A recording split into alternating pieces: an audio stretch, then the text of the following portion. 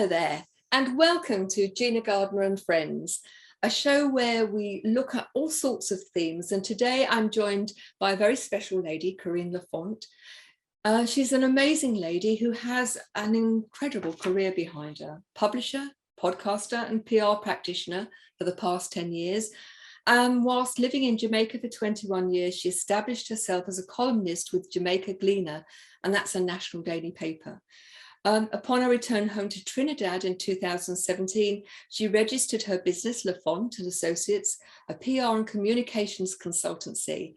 And she is very well versed in helping people with their communication, crisis management, content creation, and publication. Corine, so pleased to see you again and to have you on the show. Thank you so much, Gina. It's great to be here, Gina and Friends. Thank you. So let's just have a little potted history in terms of how you came to be the Queen of Communication, how you got into all of this. I love that. The Queen of Communication. That's exactly where I'm heading. I love it. I don't know. It's the path that I was taken on.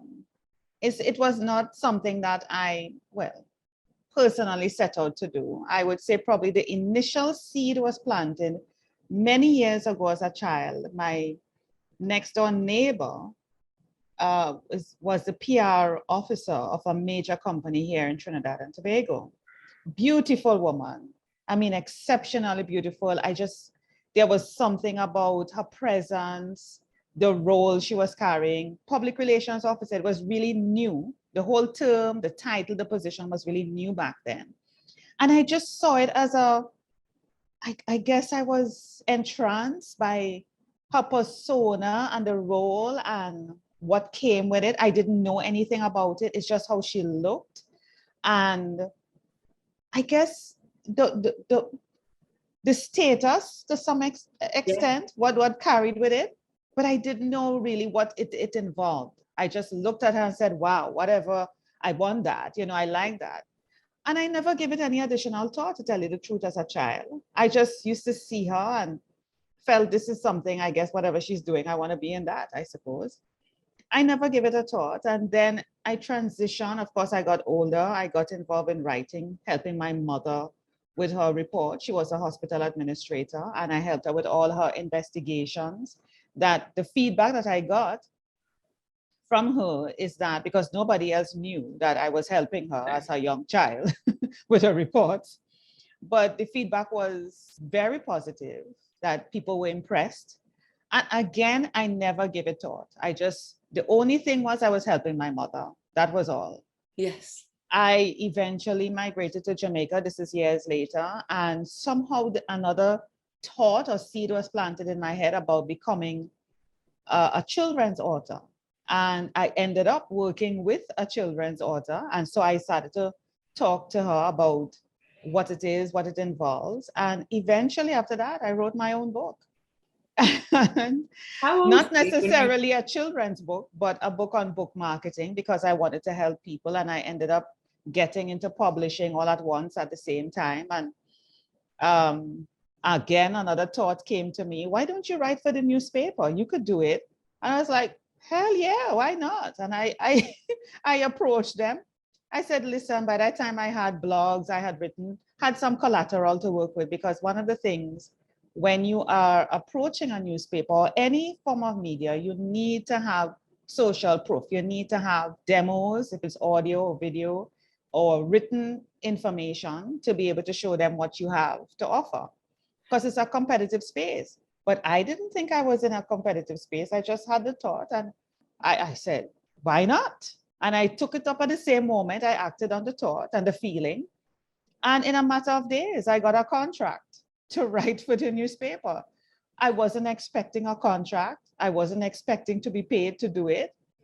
It was a bonus. It was a bonus.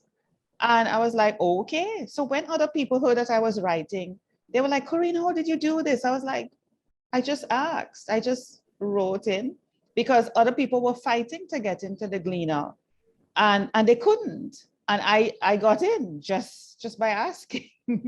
So, it's just a matter of what is meant for you is meant for you, and just following on what is given to you at the time. Don't delay, follow upon it, take action. And I ended up amassing a wealth of experience because that led me to, as I said, writing my own book, winning awards, speaking publicly, getting on TV, because my second article in the newspaper, the Jamaica Gleaner, I was called by the major network TVJ in Jamaica to come on TV. You know, it's interesting. When we had a brief conversation before the show, we were talking about communication. But actually, one of the things I'd like to explore with you is this, this way of being, that I have a thought, that there is absolute belief in if the thought, why shouldn't I do it? And with that feeling and that belief that the reality manifests itself. I mean, for me, that's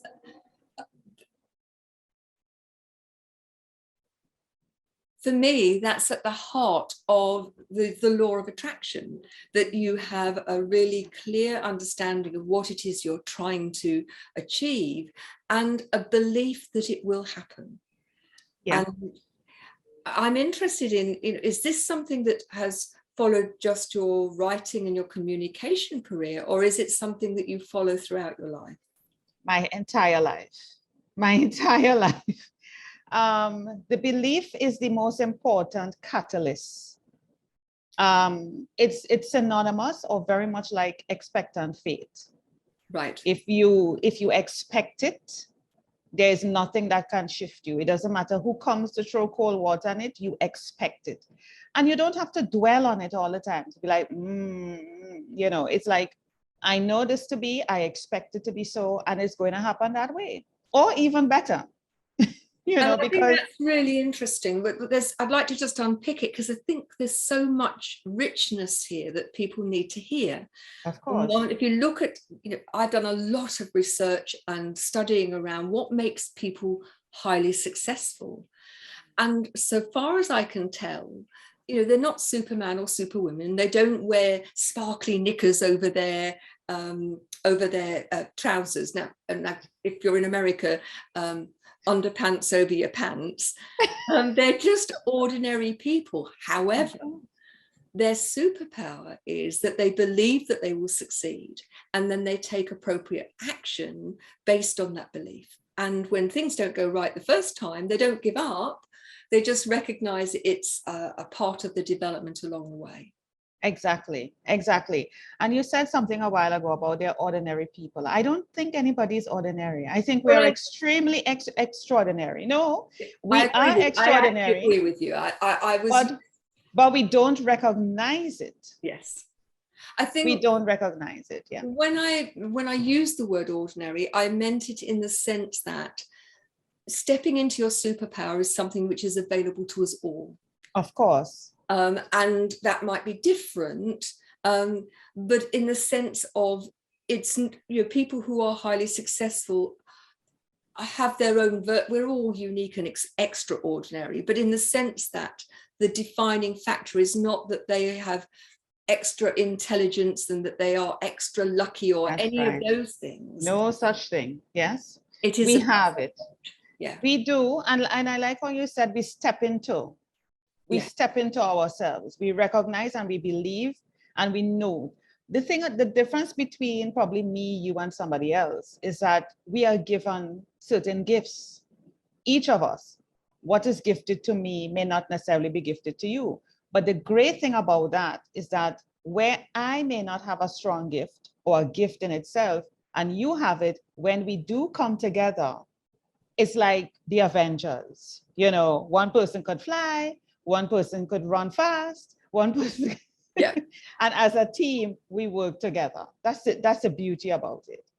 I'd like to explore with you some examples where you have used this approach yourself and how it's worked.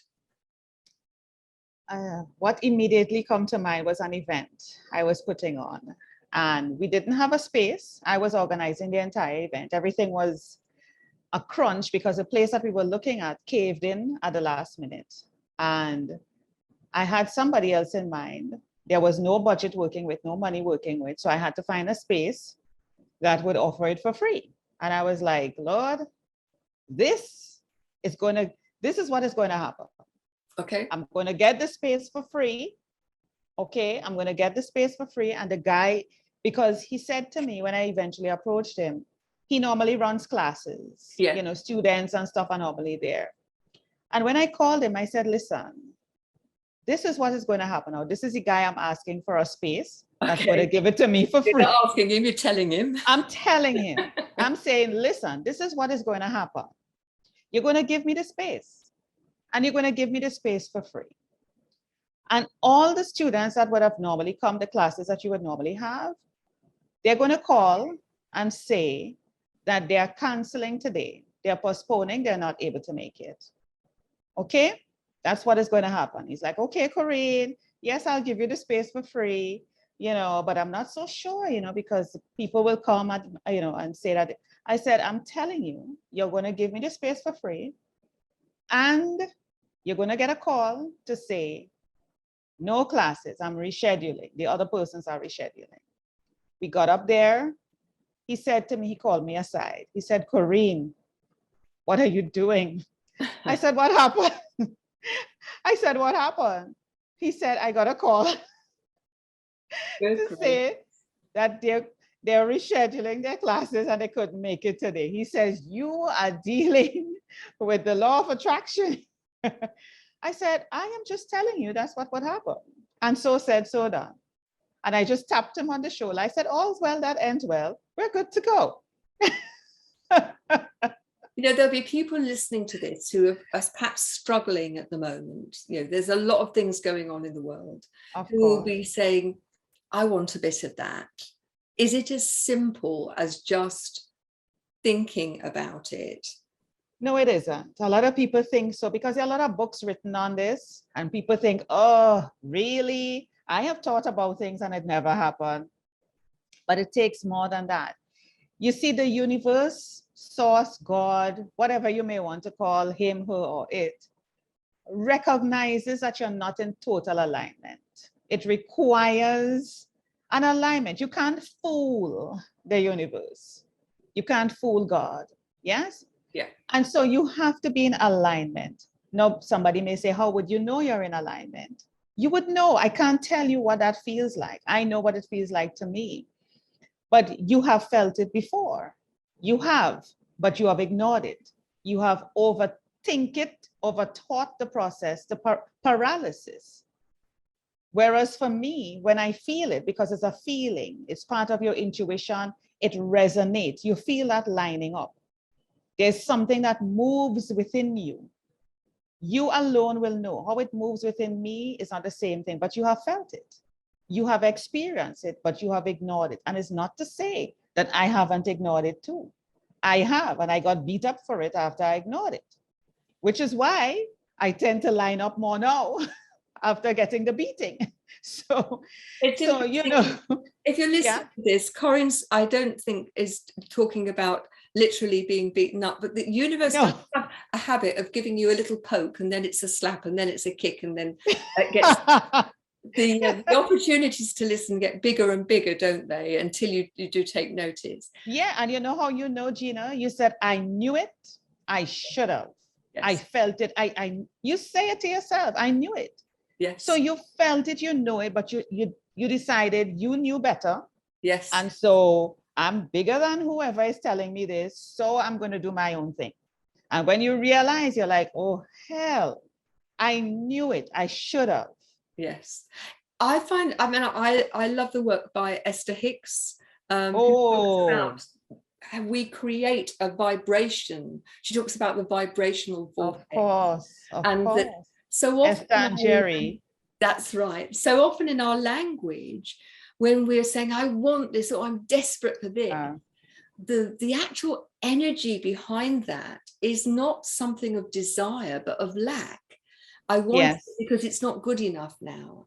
And you know, she talks around creating the energy of having achieved whatever it is you desire. And what you describe with the hire of your room is there was no there was no hesitation. No. That's what was going to happen. And Exactly. so your alignment with your desire was very, very closely aligned. And that makes the difference. And I think you said something there, Gina. Sorry for interrupting you. You talk about language and we're talking communication. Yeah. It is very much together, if I can use that word, a very simple word. I am very cautious or careful or aware of the language I use. Yes. Huge. Now that is very annoying. Yes, it's very annoying to other people because they're casual with their words. Words are powerful. There's power in the tongue. It's even biblically said. There's power in the tongue. So I am careful, and it's an annoying thing for the people when they're communicating with me because I seek clarity. If I'm talking to someone and they say something to me, I'm like, what do you mean? I am not going to take what I think the meaning is. I seek clarity so that I can respond appropriately. And some people are annoyed. Some people think I take things literal. I do. Because if this is what you say, but you mean something else behind it, then my response is not going to be in alignment with what you're saying. I could read some people's minds, but not in that kind of sense. But, I want to know what you mean. So you can't be saying something with the words, but you meant something else. Then my response is going to be different, which is what causes miscommunication. Which is why some men say women are complicated, because we would say things, but what we really feel and want to say, we are not saying it. So it's you have to say what you mean. I talk to people so much about the power of their words. And I think so many people are very careless very unaware that how they speak, what they say, when and how they say it has a huge impact. And it can be a positive impact, a neutral one, or a negative one. And I talk about the living legacy of words. And so when I'm talking about that, all of us, every single one of you listening to this will have had a time when someone has been sarcastic or has put you down or has been unkind. And the legacy of that unkindness lives on long after the words have disappeared. And for some people, that legacy can last a lifetime. In the same way that when somebody is kind with their words or says thank you, and it's a really heartfelt thank you, that leaves a positive living legacy. And just would like to ask you, we've only got a few minutes left on the show. Give people some of your gems of wisdom about communication. What can they take away from you today that will help them in their relationships and their lives in general? Well, let's follow what you were just talking about, kindness. One of the things in my recent conversations I've had with persons is that, and I want people to go away with this is something that we play with. So we say, she's nice, isn't she? He's nice. What a nice person. Nice is not kind. There's a distinct difference between nice and kind. You may meet a nice person, but they're not kind. Yes. Now, what's the difference? You have to know. Somebody could be nice. It's all about appearances. I'm being nice because probably there's an agenda behind it or there are people around. I'm nice, but you're not kind. Kindness comes from a genuineness internally from the heart. And how would you know? It doesn't mean that the person is always there for you, but it's it's how they do things. So for example, I remember I needed some Vaseline. I don't know if you know that, petroleum jelly. Yeah. I didn't have any and I needed some. It might seem simple to somebody. And I called my neighbor nearby. He's always there for me whenever I may need something urgently. And I said, listen, do you have some Vaseline? And he brought it for me in a little, now you know the color of Vaseline, it's kind of jelly, clearish. Yes. And he brought it in one of those little containers. It was black, one of those little ones that they put sauces in. Yes. And when he brought it with a clear cover, I didn't even want to touch the Vaseline. You know why? even though I needed it. The way the Vaseline looked and the way he packaged it, I felt from when he gave it to me, it was with love. I said, how did you get the Vaseline to look like that? It looked like a little rose inside. Oh, nice. I said, what did you do to Vaseline? Because for me, I would have just dig my finger in the thing and put it in a container and just, I could see the way how he did it. He said, Corine, I put it in the microwave. I kind of let it melt a little. And so as it formed back, it just had this creamy look inside. And when I opened it, I was like, I don't want to touch this. I could feel, you could tell that when somebody give you something with love, even a gift, even how they plate food, simple things. It doesn't have to be major. Even where they take you, even, for example, if they brought something home and they're sharing it, they give it to you first as opposed to them eating it first. Yeah. Little things you need to look at is what shows you what is in somebody's heart as opposed to being nice. And kindness costs nothing. Oh my God. Say that again, Gina. Kindness costs nothing. And, if we were each kinder to ourselves, and by kind, I don't mean overindulgent, I mean kind, compassionate, and kind to other people and the environment. Oh, yeah. We would live in so much better a world. We'd have so much better quality of life. And, I often talk to people, particularly those who come because they're perhaps anxious or depressed, about the power of random acts of kindness. Oh, small acts. You don't expect anything in return, but you just let somebody out in the traffic, or you buy a cup of coffee for the person behind you in the queue, or open a door, or say to someone, can I help you with your bags? Makes such a difference. It does. Or even a smile. What does it take to smile with someone? And, I have done that with people. I've made people laugh. I've made people smile because I go with that energy. I don't want to be grumbled and, bah humbug. I can't exist in that way. So I move around and people feel my energy. People appreciate it. And so you don't know, Gina, in this world, who may be thinking what?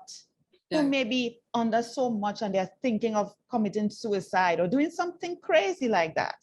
And they feel it's the only way out. And you come along, or God sends you at that particular time, and you are able to smile or make that person have a different perspective on what's happening in their life. And they're like, I thank you so much. Yeah. And they live another day. Yeah. I'm very conscious of time. Corine, where can people find you if they want to find out more about you or to work with you? Oh, I'm at La Font and Associates. That's LAFONT and AND Associates.com. Once you go there, you find me. I have a contact page, all my social media links. Even if you can't remember La Font and Associates, you remember Corine La Font. Now, my name is French, so there are a lot of Corine La Fonts around. But remember this pretty face that you're seeing here and this accent. This radio, they won't actually see you. So you have got a very pretty face, but they won't see that. Well, they might hear my voice because they might find me on Google. Just Google me. I am available. I'm there. You'll find me. And if not, reach out to Gina. Gina knows how to find me. If you email me at gina@genuinely-u.com, then we will make sure that we put you in touch. It's been an absolute joy to have you on the show. Just one final suggestion to our listeners before we close. As Gina mentioned, be kind to yourself first. If you don't love yourself, you are incapable, I know that's a strong word, of loving others. You teach people how to treat you. So if you need to set boundaries, whatever it takes, don't compromise. Love who you are, believe in who you are, know who you are, and know that God loves you the way you are. There's nothing about you that he wants to change. Same way you must appreciate other people. And that's where kindness and love comes from. Yeah. Brilliant. That's a great way to close out the show. Thank you so much for joining us. Those of you listening, please do join us again at Gina Gardiner and Friends on the next show. Get others to download it. Remember that with B1G1, for every 100 downloads, we give a meal to the hungry. It's been great to have you. Take care. Bye-bye now.